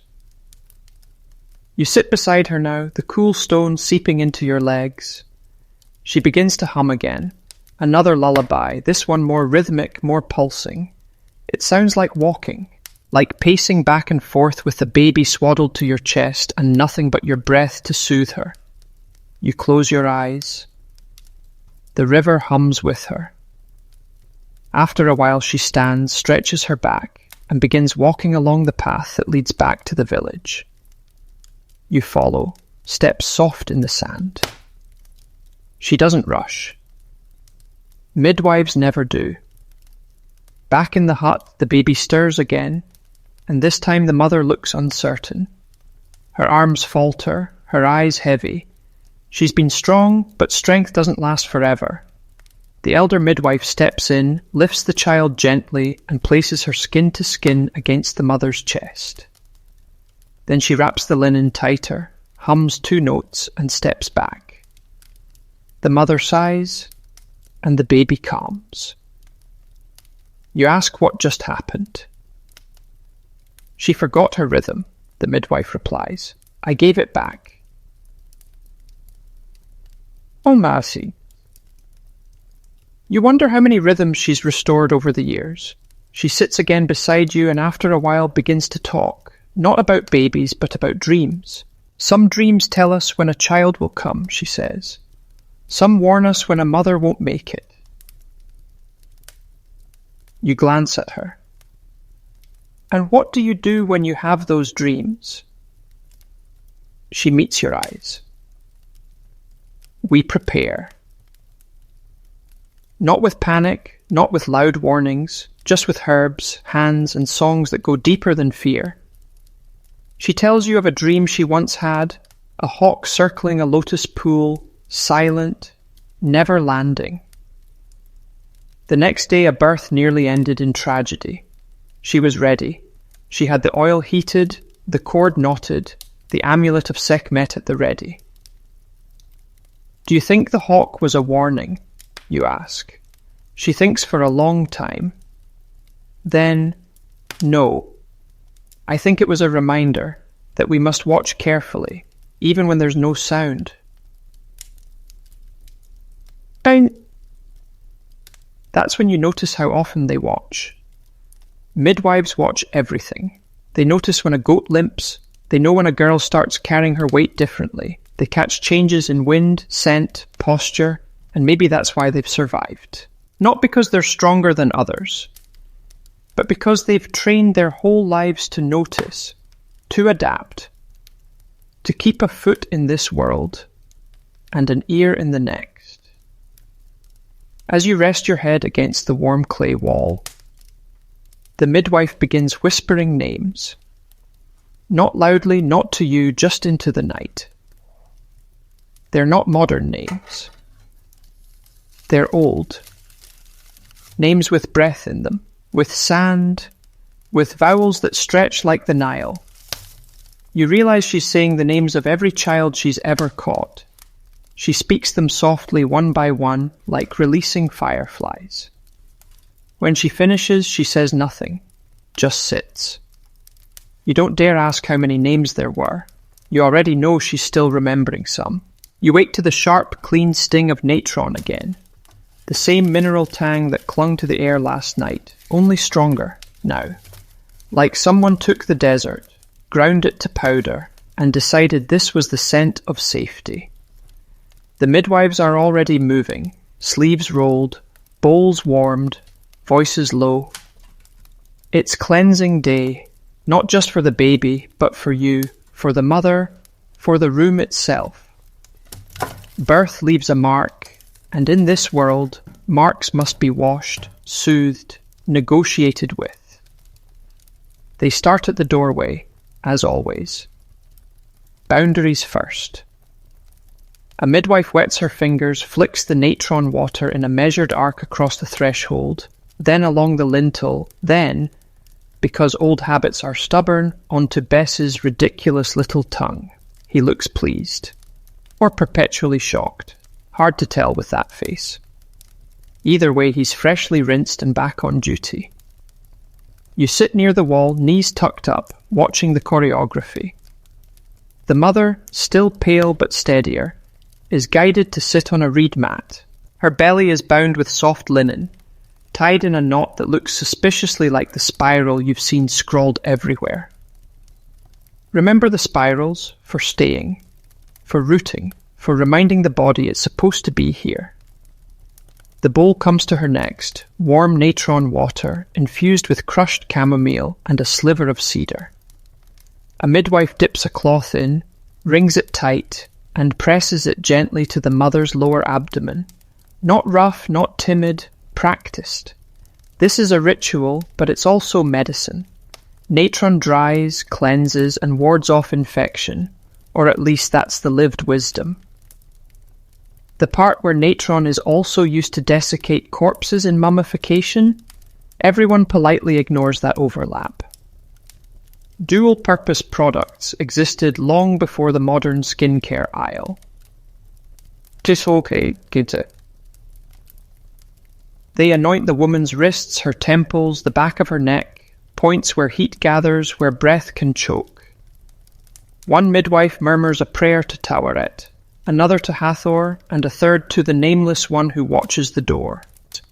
You don't ask who that is. Some deities never got proper branding. Then comes the baby. She's unwrapped carefully, like a precious stone pulled from linen. Her tiny chest rises and falls, steady, stubborn. The natron cloth touches her forehead first, then her feet, then the space just above her sternum, lightly, lightly, as if the midwife is drawing invisible hieroglyphs onto her skin.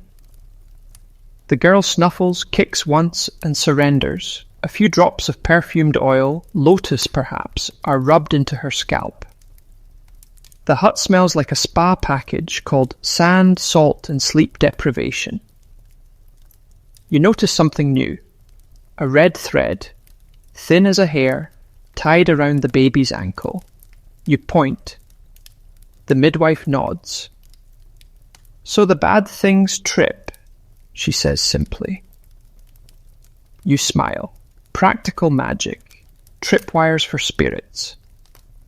There's talk, hushed but heated, about how long the mother should remain in seclusion.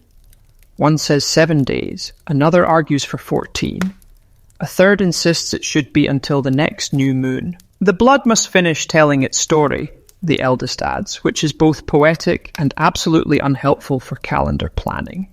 You're told sotto voce that even modern scholars can't agree how long postpartum purification here actually lasted. Was it a fixed number of days? A lunar cycle? A we'll know when we know policy?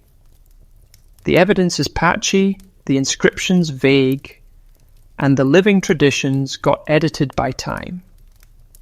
The historians still argue, the midwives just keep washing. Now the hut itself is cleansed. Not just swept, cleansed. Corners get special attention, as if fear tends to hoard there like old socks. Natron is scattered in a thin, glittering line along the base of the walls, then brushed away, carrying with it, they say, whatever clung to the edges of the night. A fresh mat replaces the one beneath the mother. The birthing bricks, remember those, are wiped down, a final gesture of gratitude and dismissal, like actors removing makeup after a play. You ask if this is done after every birth. Yes, one midwife says. No, another corrects. Always, the elder says, settling the debate with absolute contradiction.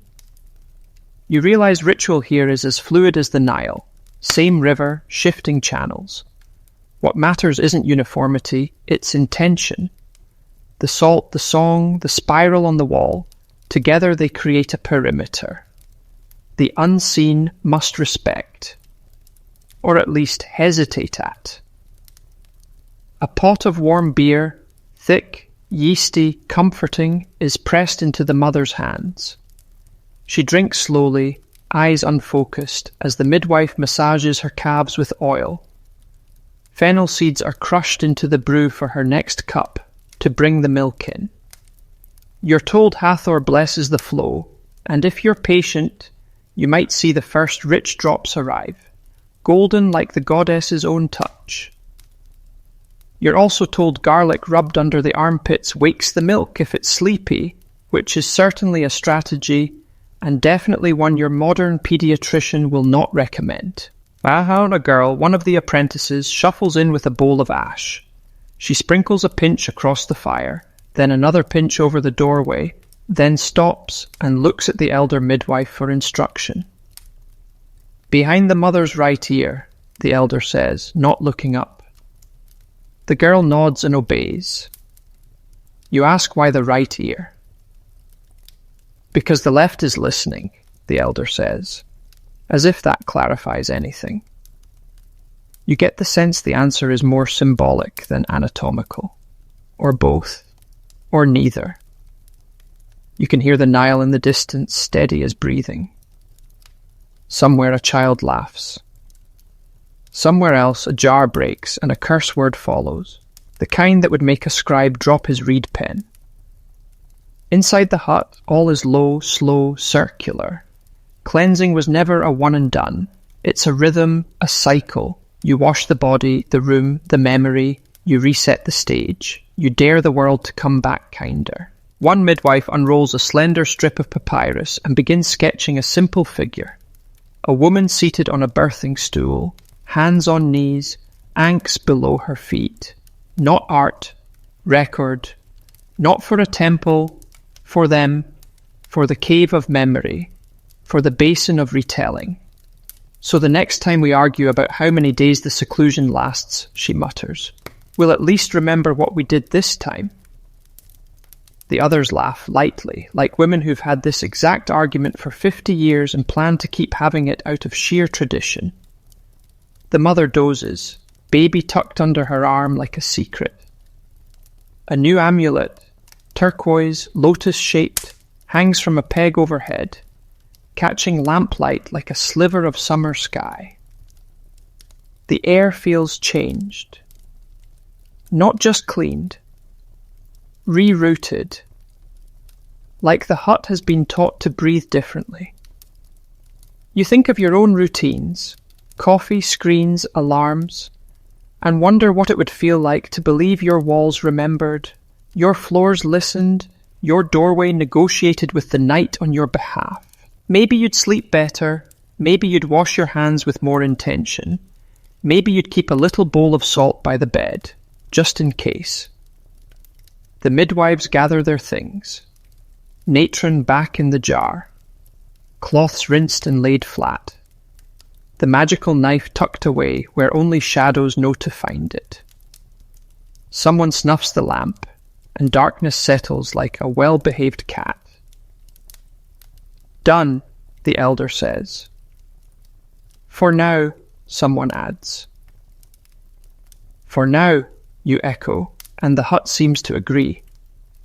Outside, the moon is thinning toward dawn. You step through the doorway, pause and look back. Fresh lines on the floor, fresh air in your lungs, fresh sleep waiting to be claimed. You cross the threshold without a sound, and the natron glitter catches the faintest sliver of moonlight, just enough to say it saw you go. Dawn arrives not with fanfare, but with a soft unravelling of shadow. The horizon glows like embers under linen, and everything, birds, reeds, clay, begins to stretch and blink. The village is quiet in the way a hearth is quiet, warm, expectant, not yet stirred. You're already awake. Some part of you never really went to sleep. The birthing hut smells different now, less of blood and natron, more of warm milk, crushed dates, and that faint earthy perfume of new skin. The baby 2 nights old is pressed against her mother's chest, her mouth puckering in a dream, her fingers curled like question marks. No crying, not even a fuss. Just breath, slow and steady, the kind that sinks into walls and stays there. The midwives move quietly. One checks the cord stump, nods, rewraps, another fans a clay pot to bring back the embers. The fire never truly dies here. It only rests. And then comes something unexpected. A priest. He's not grand, not gilded, not the kind who would belong in a temple procession. His robe is simple, stained with sandal dust, and his beard is more theoretical than actual. But he carries a staff carved with protective sigils and walks like someone who believes the world listens when he speaks. The midwives pause. Not with fear. More like tolerance. Like you'd pause if a goose wandered into your kitchen. Not dangerous, but potentially messy. He steps into the hut, bows slightly, and announces he's come to perform the reading. You glance at the midwives. One raises her eyebrows. Another smirks. The reading, you learn, is a ritual reserved for notable births, those that happen on sacred days or during celestial alignments, or to families with enough grain to afford the extra ceremony. This child apparently qualifies. The priest asks for the child's name. The mother gives it. The priest writes it in the air with his finger, trailing invisible symbols. Then, with a bit more drama than seems strictly necessary, he places 3 carved tokens on the floor. A jackal, a lotus, and a falcon. Each one is made of wood, smoothed by age and prayer. He closes his eyes and begins to chant. The midwives return to their tasks with the practiced indifference of women who've seen 100 such readings and know that no matter what the tokens say, they'll be the ones up at night wiping the fevered brow, rubbing oil on a colicky belly, whispering lullabies to the gods. Still you watch.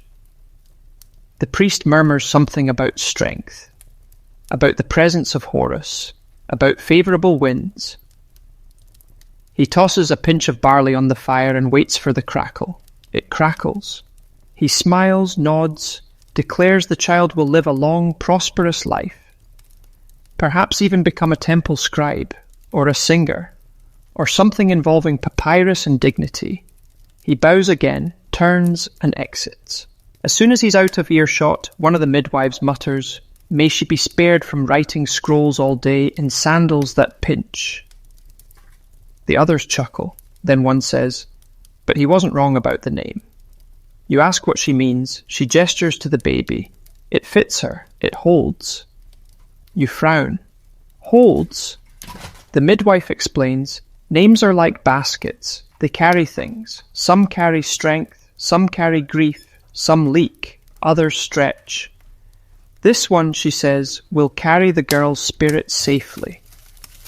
You think about your own name, what it carries, what it drops. And you begin to understand something deeper than words. To name a child here is to choose the shape of her first shelter. The baby stirs again, lets out a bleat of protest, and is gently repositioned. Her mother yawns, eyes heavy, but smiles as she strokes the girl's hair. Or what will become hair. A midwife brings a bowl of warm beer and hands it to the mother, not for thirst, not exactly. It's part of the naming day, a closing gesture. The beer is spiced with fenugreek and ginger and a hint of fig. It's heavy, comforting, an anchor to this world. You're handed a cup too. You sip. It's thick, strange, somehow familiar. And suddenly everything feels slow. The fire, the breathing, the baby's eyelashes fluttering like moth wings. You close your eyes. Behind your lids you see spirals. Not drawn ones, felt ones. Patterns of rhythm, of breath, of hands catching, wiping, wrapping, of voices humming nonsense lullabies that somehow hold the entire weight of the world.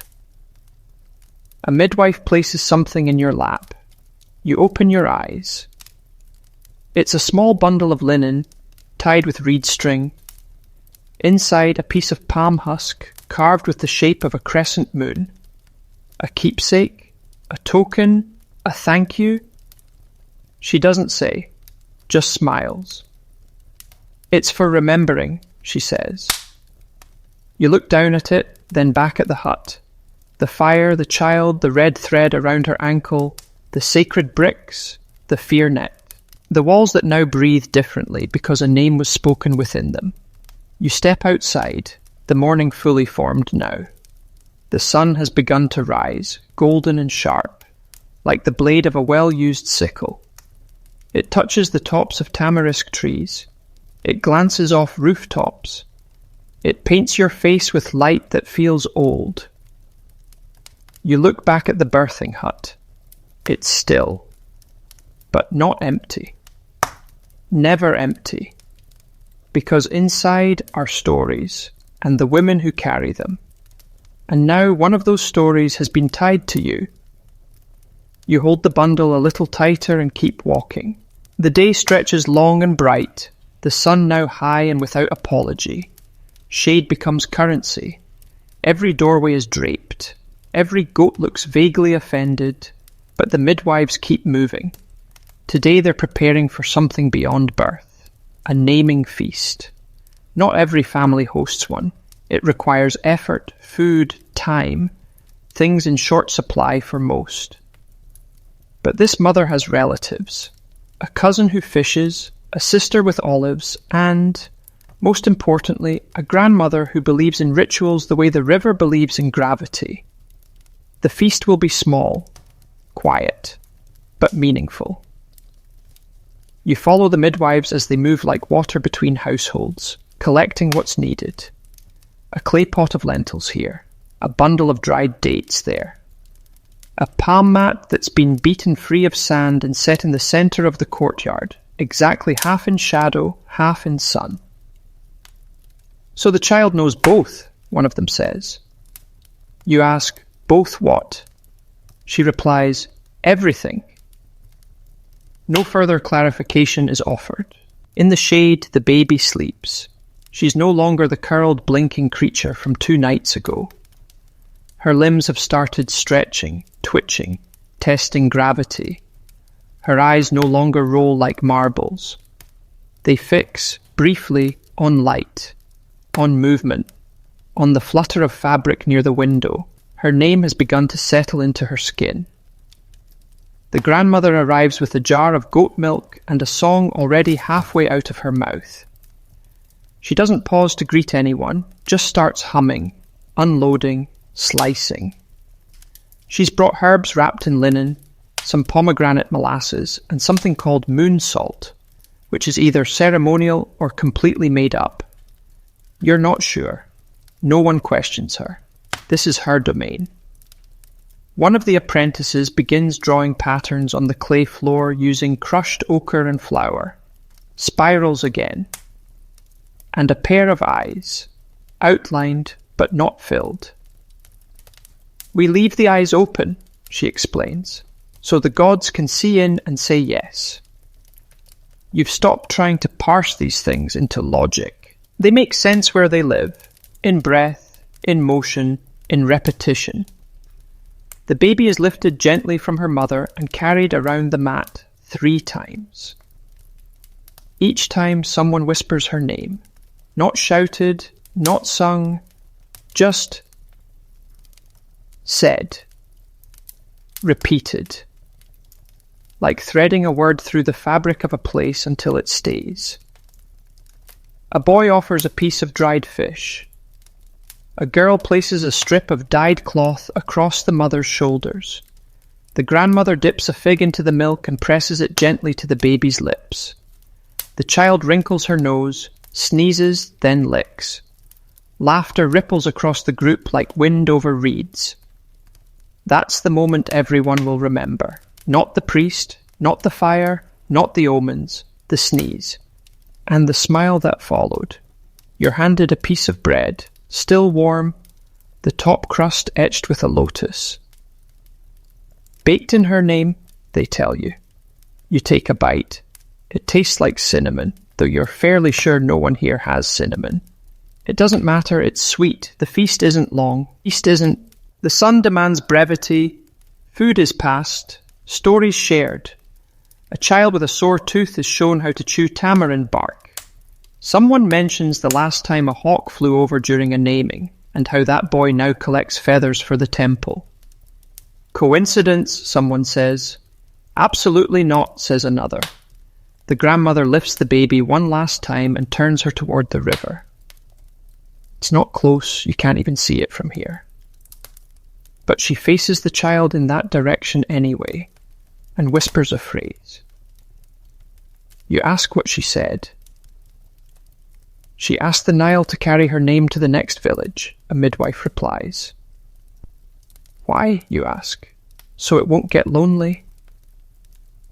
And you believe her. The sun begins its slow descent.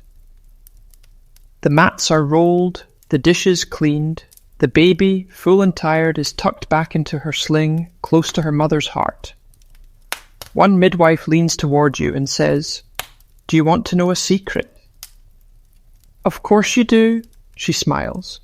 The name wasn't chosen yesterday. It was chosen before the mother even conceived. You blink. How could they know? They didn't, she says. But the name knew. And you sit with that for a while. In the coolness of the coming dusk, the world seems softer, more plausible. You look at the baby's face, the way her mouth twitches as she dreams, the way her tiny hands flutter toward her mother's collarbone. There's something ancient in her, something borrowed, something returned. You watch as the family disappears behind a curtain of linen. Inside, someone begins to hum again. You don't know the words, but the rhythm you remember, because you've heard it before. It's the same rhythm that swayed over birthing bricks, that traced oil onto a sweating brow, that whispered names into firelight, that caught breath before it could be lost. It's the rhythm of midwives. And tonight, you carry it with you. The sky darkens once more, not suddenly, but with slow dignity. The kind of descent only a desert understands, where colours stretch longer, edges soften, and even silence grows a little quieter. You sit near the same tamarisk tree, where the midwives once remembered the lost, though tonight no stones are touched. Tonight is for something else, a different kind of remembering. The elder midwife motions for you to follow. You rise and trail her through the hushed lanes of the village, past closed doors and shaded courtyards until you reach a place unlike the rest. A small round chamber built of sandstone and shaped like a grain silo. A pale ribbon of blue paint circles its entrance. Symbols are etched around the doorway. Lotuses, stars, spirals, and a curious pair of open hands. This, she says, is the archive. You expect scrolls, you find none. Inside, the walls are carved shallowly, carefully, over and over, with names, not of gods or kings, but of midwives, their birth names, their mother names, the ones given to them by others. Some names appear twice, some a dozen times, in different hands, in varying states of fading. These are the ones who caught life, she tells you, and then passed the net to the next hand. There is no light, save for the oil lamp she places in a niche. It flickers, revealing more than you thought the room could hold. At the centre of the chamber lies a shallow basin of polished stone, filled with clear water. Its surface is still, unbothered. She kneels beside it. You follow. This is the basin of forgetting, she says. You pause. Hadn't the other midwife called it the basin of retelling? She smiles at your confusion. It's both, she says. You retell to remember. You forget to begin again. You watch as she draws her fingers through the water, once, twice, 3 times, and murmurs something you can't catch. Then she places a reed into the basin and lets it float. It spins slowly, then stills. She gestures to you. You hesitate. Then you reach forward and place your own finger in the water. It's warm, almost too warm. And as your hand moves, a memory flickers. Not yours, not exactly, but borrowed. The pressure of catching. The cry that doesn't come. The breath you give away in exchange for another. You pull your hand back. You felt it, she says, not as a question. You nod. Midwives, you're beginning to understand. Don't just remember what happened. They remember what almost did. She stands and leads you to a corner of the chamber where bundles hang from the ceiling like dried herbs. Each is tagged with a symbol burned into bark. She lifts one down and places it in your hands. It's lighter than it looks. Inside, you're told, is a single thread of linen from every mother who lived through a difficult birth, and one thread from those who didn't. She doesn't ask you to open it, just to hold it, the weightless kind of weight. You ask her how many she's held. Too many, she says, then after a pause, not enough? She replaces the bundle, brushes dust from her hands, and turns toward the exit. You follow, heart quiet, mind quiet. Outside, the stars have returned, familiar now, almost friendly. The moon is thinner tonight, a crescent blade, sharp but distant. Back at the birthing hut, another midwife is waiting with a cup of barley drink and a smile that's more suggestion than expression. She's humming, of course. They always are. You wonder if midwives are born humming, or if they simply pick it up from years of needing to fill spaces no one else can name. The baby is asleep again. A soft curl of arm beneath cheek, mouth open slightly, as if she's halfway through a sentence in a dream. The mother is asleep too, and the net above their heads sways gently in a wind that hasn't arrived yet. You sit. There is nothing to do. And that is the most sacred part. Because sometimes the most holy thing a midwife can offer is stillness. You lean your head against the cool wall. The oil lamp gutters. The sounds blur.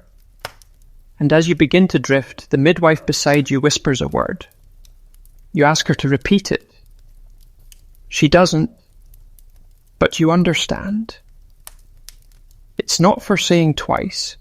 It's the kind of word that tucks you in, that waits with you, that watches until morning. Morning returns, soft but insistent, the kind that nudges you awake with light through your eyelids before you're ready. You stretch beneath your linen wrap, joints slow, breath deep. The clay wall behind you still holds the memory of the night's coolness. You'd almost believe no time passed except for the baby's cry. It's not loud, more of a squawk, really. But to the midwives, it's a signal, a change in rhythm, a new measure of the day. One stirs her tea, one rinses her hands, one lifts the child without a word, and holds her like a question she's answered before. You stand and approach slowly, not to disturb. The mother is still resting. Her chest rises and falls beneath the blanket like a tide that finally found its rhythm. The baby squirms, tiny hands flail. One catches your wrist, briefly, instinctively, and in that brief moment you feel something oddly familiar. Reflex, says the midwife, but also memory. You blink. Memory of what? She shrugs. Being held, being wanted, being caught. You're quiet for a long while after that. Today is a quieter day, not dramatic, not ceremonial, but steady, the kind midwives know best, the kind where healing happens in the pauses, no birth expected, no priest scheduled, just recovery and feeding.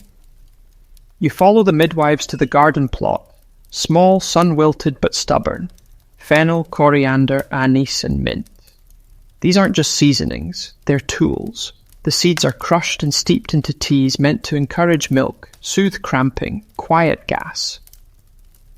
One woman digs up a knotted root with reverence. You ask what it's called. "We don't name it," she says. "We ask it." You start to laugh, but she isn't joking. She holds the root in her palm, presses it to her forehead, then wraps it in cloth. The ritual is less about belief and more about rhythm. It's not whether the root works, it's how it's handled. The respect, they say, matters more than the ingredient. Back at the hut, the tea is poured into a shallow bowl. The mother drinks slowly, grimaces, then drinks more. The baby roots and fusses. Then, finally, she latches.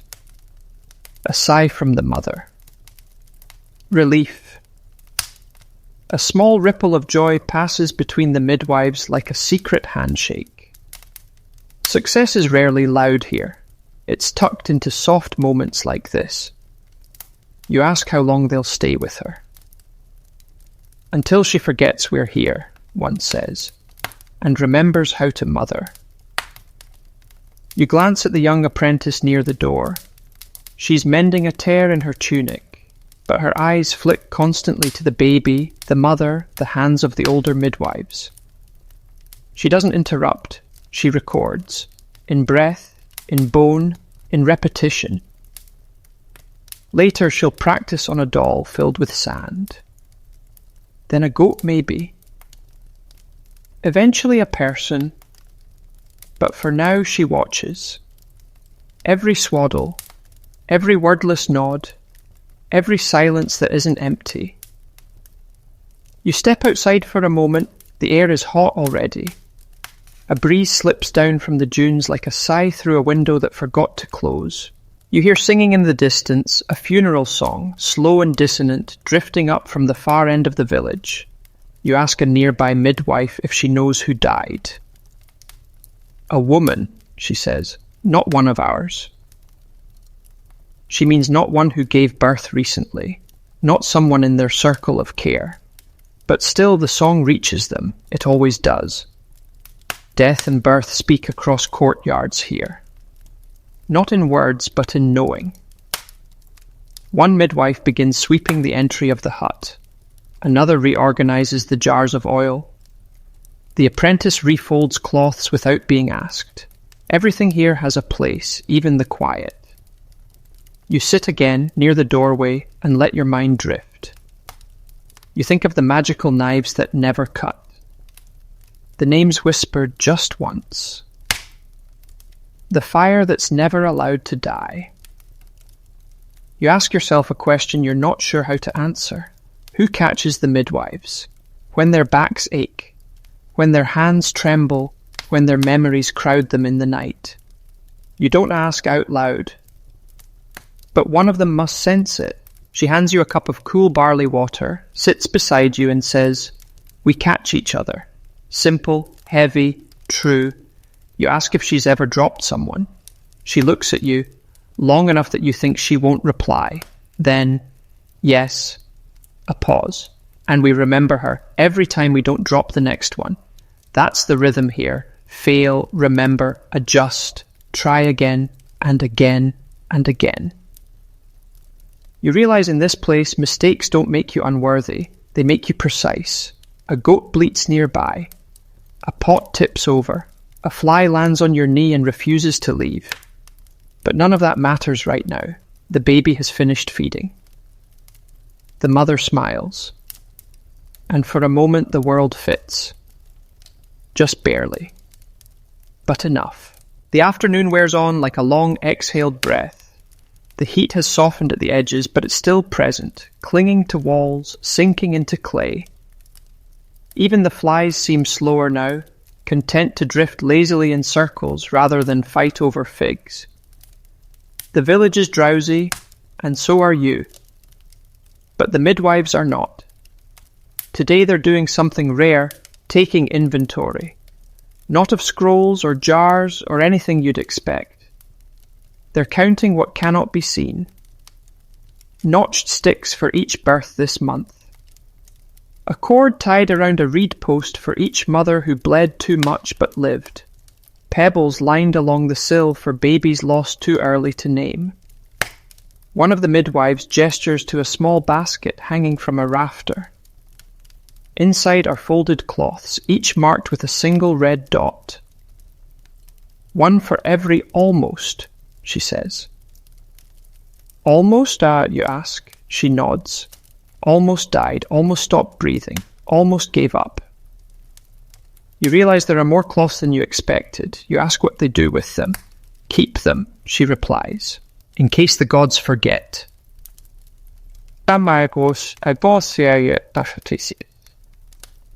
Inventory here is not about tools, it's about memory management. Next, the elder midwife pulls out a wide, shallow basket filled with tiny bundles. You lean in. Each one is the size of your thumb, wrapped in palm fibre and tied with coloured thread. She explains. Blue thread means the child was born in water. Red for those who came feet first. Green for the ones born in silence. Yellow for twins. Do the colours have meaning? You ask. She chuckles. No. But they help us remember what we can't say out loud. Yes, you lift one carefully. A green thread. The fibre smells faintly of herbs, dust and something else. Something like breath. You want to ask more, but you don't. You already know the answer. They don't name the lost ones, but they don't let them disappear either. They're carried one thread at a time. You help the midwives clean the floor. Not because it's dirty, because it's part of the rhythm. Every sweep clears more than dust. Every rinse resets the space. Birth is messy, life is messier. But this hut has a way of absorbing what others discard. Someone brings in a new batch of oil, castor and moringa, and the jars are refilled. The room smells warm and familiar, like healing. Like time. You ask about the tools. What happens when they break? Some we bury, one midwife says. Some we burn. And some, adds another, we keep anyway.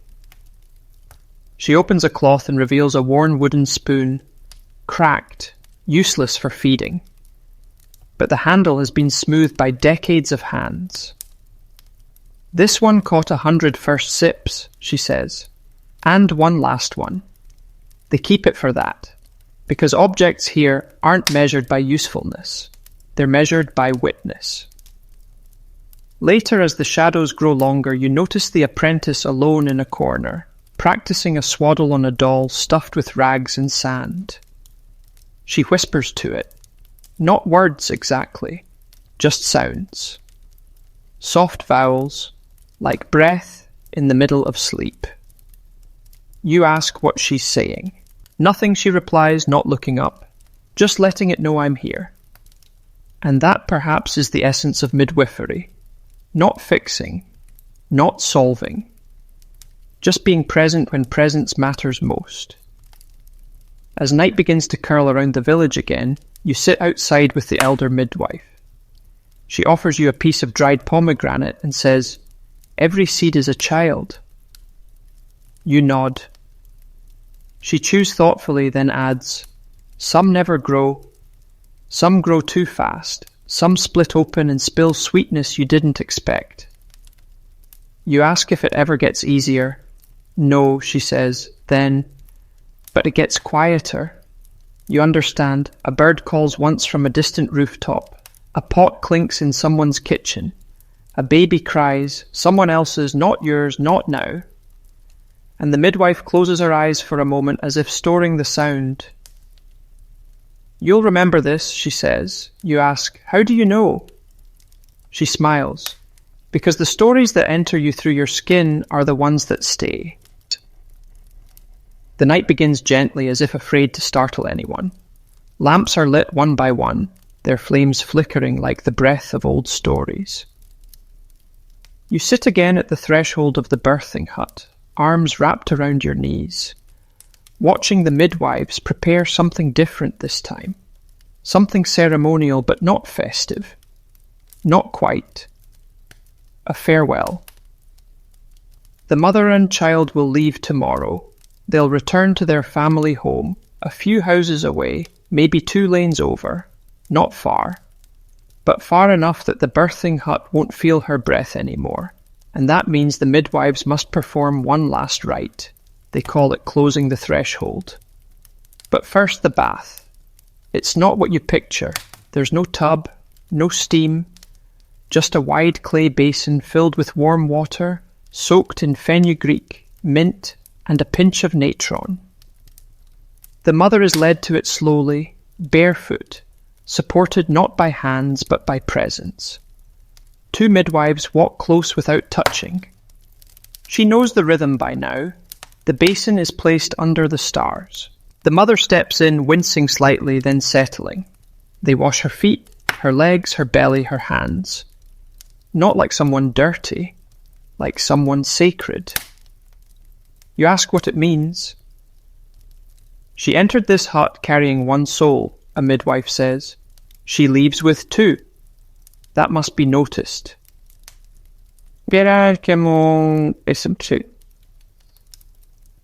You look to the baby, now dozing in a cradle of reeds, her lips pursed, her breath soft. Her red thread bracelet still holds.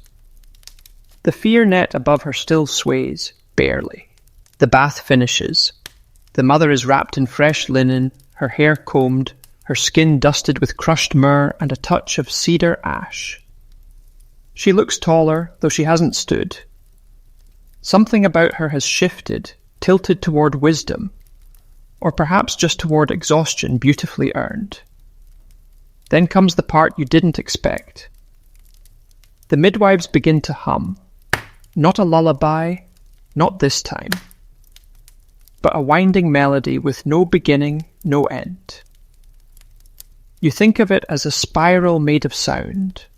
1 midwife carries a bowl of dried herbs and a pinch of barley, and with each step she takes around the hut, she drops a little of both onto the earth. What is she doing? You whisper. She's reminding the ground, comes the reply. Reminding it of what? That life began here. The doorway is swept clean 1 final time. Then 1 midwife draws a line of natron and ochre across the threshold. It's not to keep anything out this time. It's to seal in what happened. A memory stitched into earth. The mother kisses the baby's head and places her into the midwife's arms. 1 last time. The baby doesn't cry. She blinks, looks, then sighs. And the midwife, gentle, reverent, places the child back into her mother's arms. The hut exhales. Everyone steps back. And just like that, the space feels different, not empty, but complete. You step inside slowly. The bricks are stacked away. The herbs have been covered. The fire is only coals now. It no longer feels like a place for birth. It feels like a place for remembering. You crouch near the wall and run your hand across the clay. Someone has scratched a spiral there. It wasn't there yesterday. Maybe the apprentice did it. Maybe the baby's mother. Maybe the hut itself. You ask the elder midwife what happens now. We wait, she says. For what? She smiles. For the next knock. Then she pauses, looks at you and asks, would you like to be the one who answers? You freeze. You hadn't considered that. Not really. But the way she says it, calm, unpressured, as if offering you tea rather than a new calling, makes it feel possible. Not easy, but true. You don't answer, you don't have to. The midwife nods anyway. Outside the stars are bright. the kind of bright that only happens after something sacred has been folded away. The mother carries her baby home. The midwives sweep one more time. The hut rests. So do you.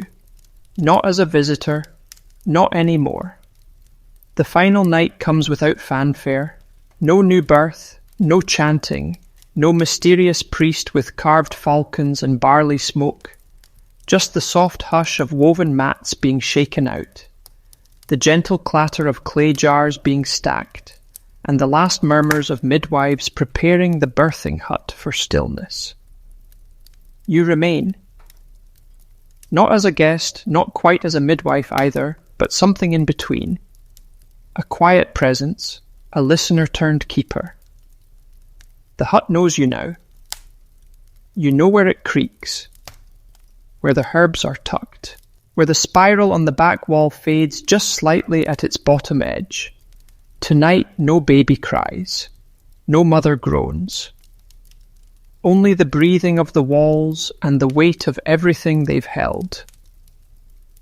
The eldest midwife walks slowly around the room. Her hands trail the perimeter, not to check, not to clean, but to thank. She touches the doorframe, the bricks, the hearth.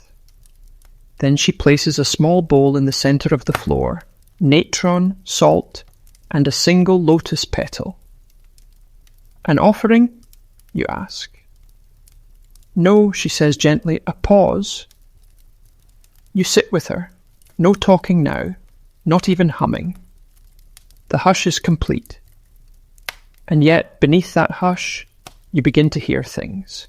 The gasp of a child's first breath, the faint slap of a placenta against a reed mat, the whispered names of mothers who bled too long but lived, the soft rustle of red thread tying itself around an ankle, the crackle of firewood that's been keeping vigil longer than memory.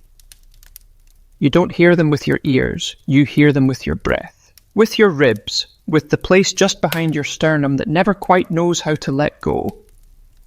The midwife smiles as if she knows what you're feeling. She hands you a small flat stone. Etched into its surface is a single symbol, the spiral. It's time, she says. You nod. But not because you're sure, because the spiral doesn't ask for certainty, only presence. You rise and walk slowly around the hut, just once, placing a fingertip on each wall, as she did. You whisper one name, not your own. The name of the baby you met, the one who sneezed, the one who smiled. When you reach the threshold, you pause. Outside, dawn is beginning again. The kind that brings colour with caution. Nothing rushing. Everything exhaling. A few goats stir. A kettle clinks. A child begins to cry in the distance. Somewhere, life is arriving again. You turn back toward the hut one last time. It looks different now. Not because it's changed, because you have. You step outside, barefoot. The ground is warm. You walk toward the tamarisk tree. You sit beneath it. The air tastes of fennel and smoke. The sky is a bowl turning blue. The elder midwife joins you. She says nothing. You say nothing back. Because this is how stories end here. Not with closure, with quiet, not with answers, with rhythm. You let your breath slow. Let your shoulders drop. Let the spiral draw itself across the inside of your chest. And in the silence that follows, the world does not stop. It rocks. Gently. Like a cradle, like a boat. Like a name whispered to a sleeping god. Like a woman catching a child with hands older than memory. And you now are part of it. One thread among thousands. Held, woven, known. Now drift. Let the fire fade. Let the river slow. Let your thoughts loosen like hair before sleep. The story has been told. The baby is safe. The hut is quiet. And you are home. End of script. Sweet dreams.